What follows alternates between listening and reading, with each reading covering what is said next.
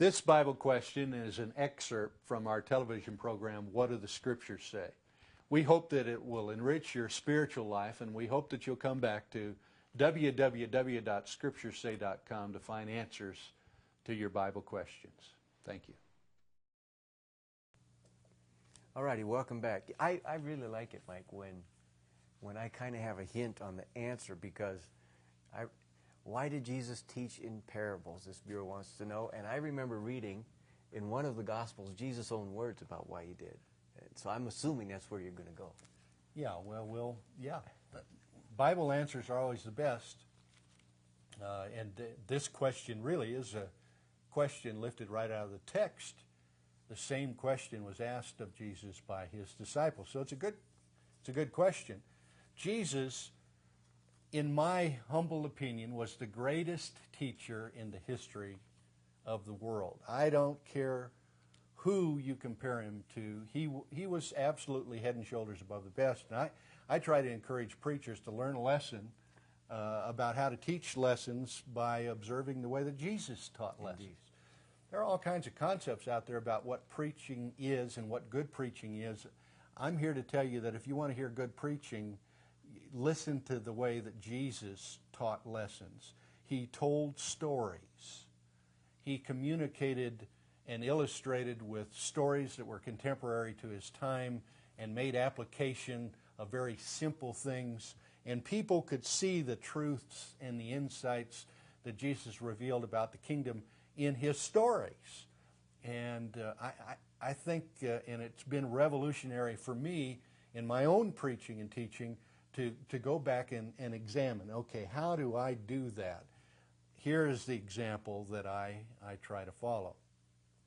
Experts in communication today will tell you that teaching in parables is an excellent way to get people to remember what it is that you're talking about.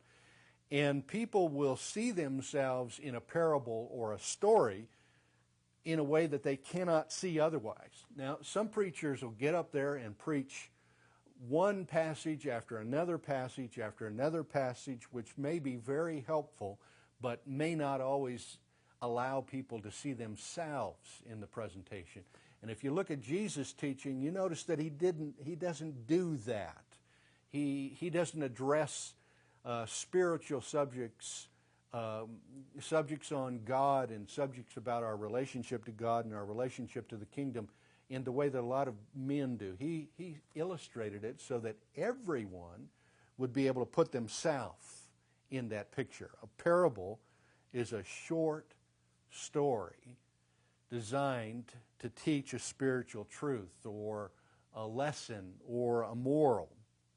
And the best example, I guess, I can point to is the passage that this question really comes from in Matthew chapter 13, beginning in verse 10. Take a look at that passage with me. And the disciples came to him and said, "Why do you speak to them in parables?" Jesus answered them, "To you it has been granted to know the mysteries of the kingdom of heaven, but to them it has not been granted. For whoever has, to him more shall be given, and he will have an abundance. But whoever does not have, even what he has shall be taken away from him. Therefore I speak to them in parables, because while seeing they do not see, and while hearing they do not hear, nor do they understand. In their case, the prophecy of Isaiah is being fulfilled, which says, 'You will keep on hearing, but you will not understand. You will keep on seeing, but you will not perceive. For the heart of this people has become dull, and with their ears they scarcely hear. And they have closed their eyes. Otherwise they would see with their eyes, hear with their ears, and understand with their heart, and return, and I would heal them. But blessed are your eyes, because they see, and your ears, because they hear. For truly I say to you, that many prophets and righteous men desired to see what you see, and did not see it, and to hear what you hear, and did not hear it." So the disciples had the same question. Why parables? And the answer was, not everybody is ready to hear or see this because of the condition of their heart.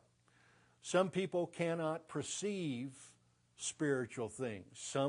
Jesus said, don't cast your pearls before swine. Not a derogatory reference about people as much as it was an observation of the fact that pigs just don't appreciate pearls, and some people don't appreciate spiritual things.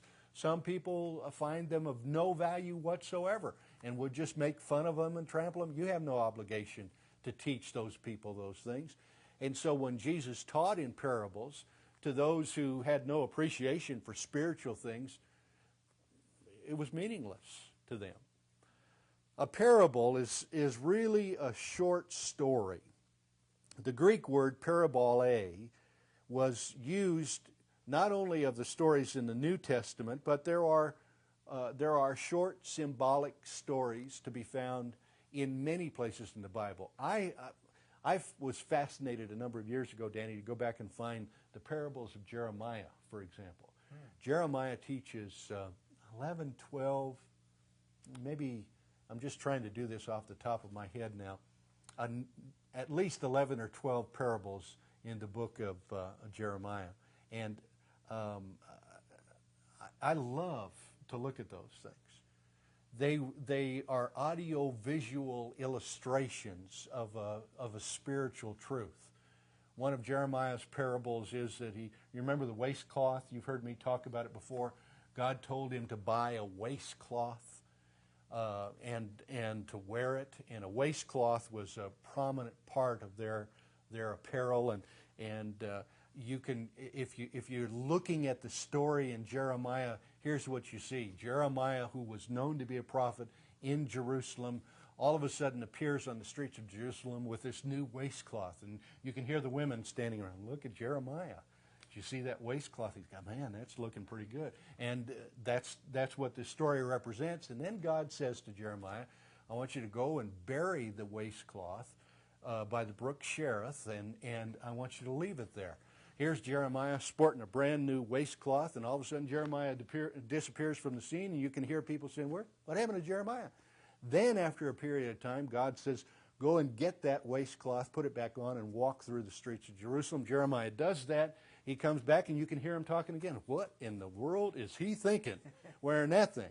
And God tells him, this is my relationship to you, Israel. I want to hold you close to my bosom, but our relationship is destroyed by your sin. It's rotten. That was a parable in Jeremiah's teaching.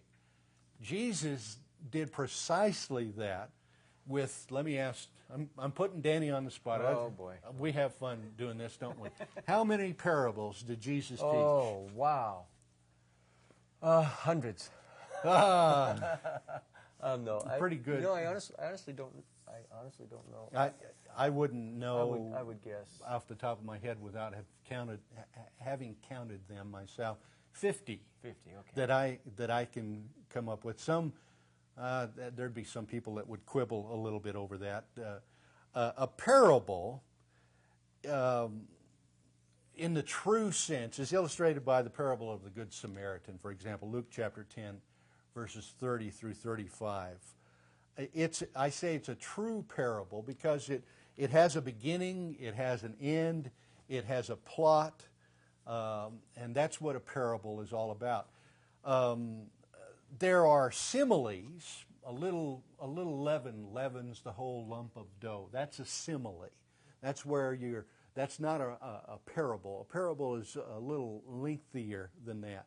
A metaphor is a little different from a simile. A metaphor is, do people pick grapes from thorn bushes? No, that's not a metaphor. That's an epigram.